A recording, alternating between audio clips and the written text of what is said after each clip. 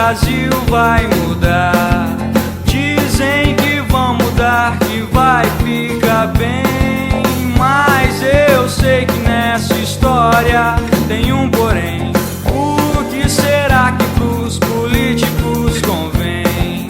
Será que é melhor mudar ou deixar assim? Será que se eu mudar vai ser mais cômodo para mim?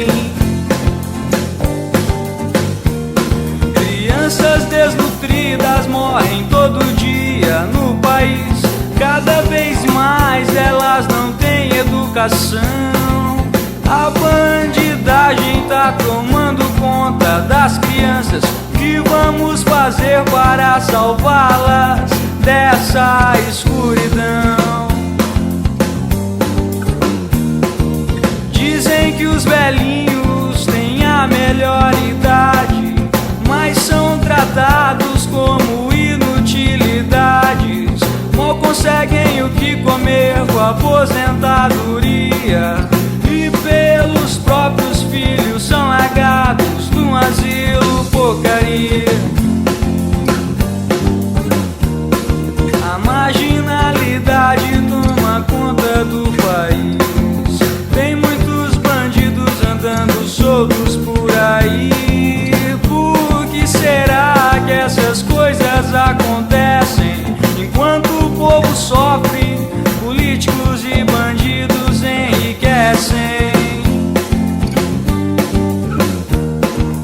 Falta patriotismo para os governantes, falta amor pelo povo para os governantes, falta vergonha na cara para os governantes, falta sentir na pele o que o povo sente dos governantes.